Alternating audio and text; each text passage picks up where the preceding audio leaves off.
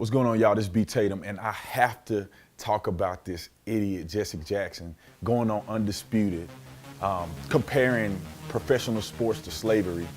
So this is what we're gonna do, because I can't let this slide. I'm gonna have to set the record straight with this guy.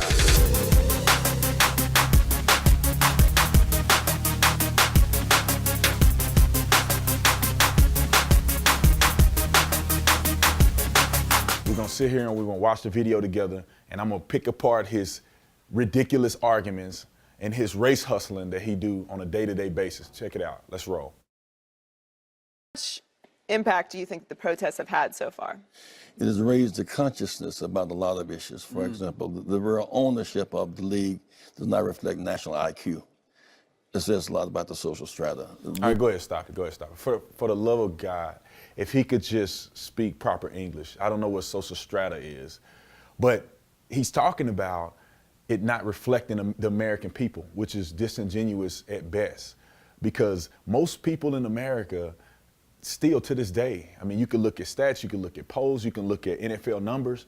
We're dissatisfied with the fact that these idiots are still taking a knee. Let's keep rolling. The song itself has great meaning to us, the national anthem, but it's written by a slave owner, Francis Scott Key, and they never sing the third verse.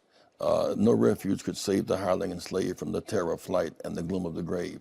That's in that same song. And it never was about the flag. That's Mr. Trump's issue. The issue was about racial disparities. All right, just stop it right there. So we got 2 points that he's trying to make that's absolutely ridiculous. First of all, they always bring up the same foolery. They're always talking about the fact that Francis Key wrote the national anthem and that he was a slave owner. But they sit here and they harp on the First Amendment, the First Amendment, the First Amendment. Well, James Madison owned slaves too, and he wrote the First Amendment. So if you can't have it both ways. You can't be a hypocrite on one end and then talk about it on the second end and be disingenuous. And then the second part, to sit here and lie and say that this protest wasn't initiated, it had nothing to do with the anthem or the flag, is ridiculous. Colin Kaepernick, last year in the preseason to NFL.com, he specifically said that he's not gonna stand and show any respect to a flag that oppresses black people and people of color. So if you're gonna try to tell me that it's not about the flag, you're lying. You're lying to me, you're lying to the American people, and we're not that stupid. Let's keep rolling. And the issue had to do with Rodney King beat nearly to death and the 4 police who beat him walked free. Trayvon Martin killed and the killer walked free. Diallo killed in New York and the police walked free. And so we knelt before the flag. He didn't desecrate the flag. He didn't try to burn the flag. He didn't put up a Confederate flag, which is an anti-American flag. My father had to sit behind Nazi prisoners of war on American military bases. He had to sit behind the Nazis on American military. So again, in order for them to come up with a real genuine level of oppression, they have to go back 60, 70 years to try to figure out what they can draw from. Because you can't sit here and say, as we're standing here today, that Trayvon Martin had anything to do with racism. Listen, there's a difference between racial activity and law and order. There's a difference between going through court proceedings, a jury not being able to come to a conclusion beyond a reasonable doubt, and somebody just getting off. Trayvon Martin was a very unfortunate situation, and I think the guy responsible was completely wrong, and I think that, you know, he acted stupidly. He went out there and he ran him down, in my opinion. But at the end of the day, it's not about what you think, it's not about what you feel, it's about what they can prove. And based on the documents in court, they could not prove first-degree murder. So for him to sit here and draw these conclusions and try to pull on heartstrings is totally disingenuous. And this is the character of some of these people that they prop up to be the representation of the black community when they're not even close. Let's keep going. With the flag flying. The flag. And this is not about the flag. We honor the flag, but the flag must represent all of us, and oftentimes it does not. Chris? Colin Kaepernick took a stand. I'm not sure he realized he was risking his job, but it appears he has lost his job. What has he meant to you as sort of the face of this movement within the National Football League? In the same tradition of Muhammad Ali, who, when he changed his name, and affirming his religious position against the war. They took his title. He said, "You can have the title, but you can't have the championship because Wait, I hold won on a that." second. Let's talk about Muhammad Ali real quick, because Muhammad Ali was a great fighter. Don't get me wrong. Muhammad Ali stood up for what he believed. But the fact of the matter is that Muhammad Ali dodged going into war.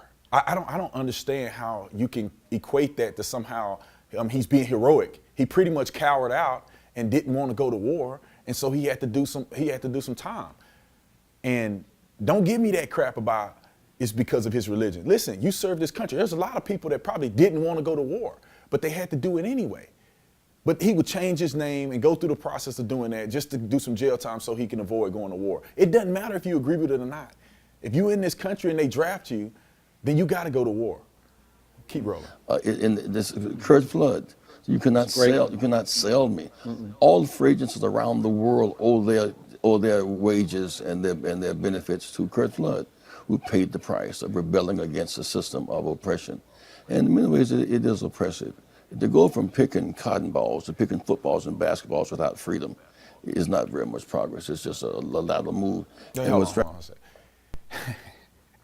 I can't believe he just tried to compare picking cotton with playing a sport like football. He literally said that picking cotton and playing football, we have made no progress in this country.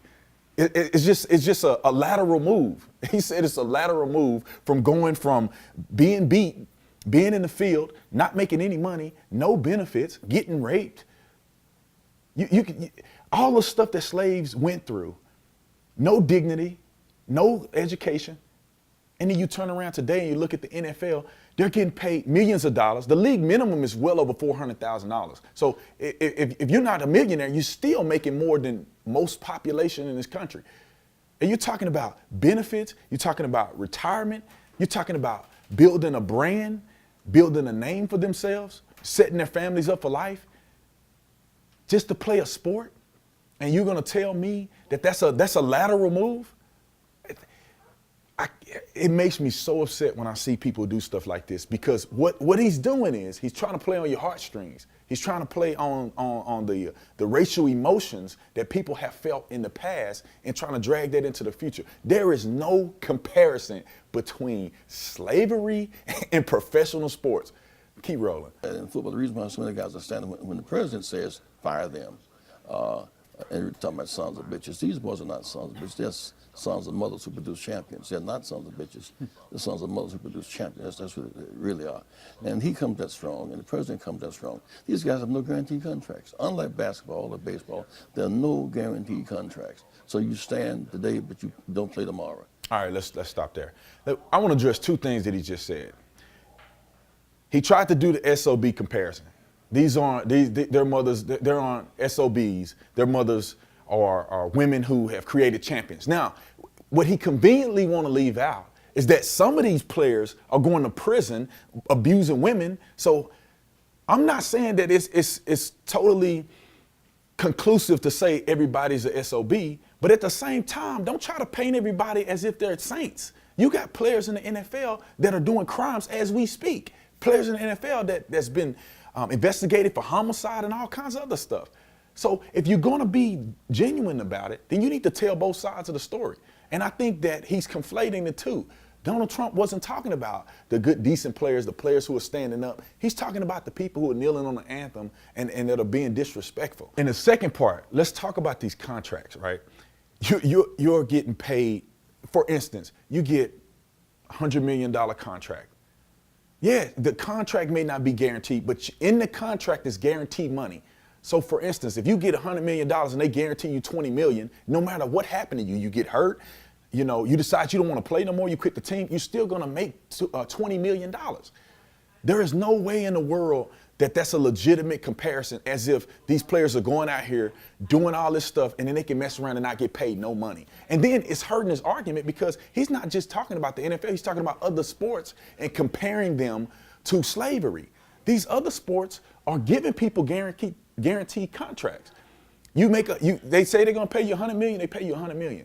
At the end of the day, it does not matter. These players aren't making $5 an hour. They're making people's salaries. When I was a police officer, These people are making my entire salary for the year in 1 or 2 games. I mean, how is that like slavery? How is that oppression? If anything, I was a part of slavery, working hard every day, busting my tail, putting my life on the line, and getting paid pennies.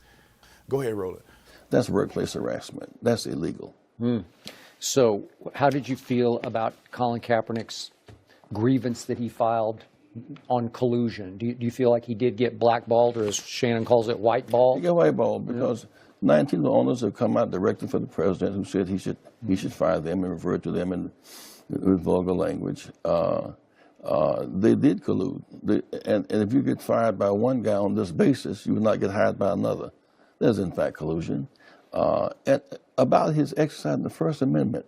So for Jerry Jones, a man for whom I have high regard and many things he has done, to say if you kneel, you're on the way out of here. For a guy with a no guarantee contract, that's a lot to say.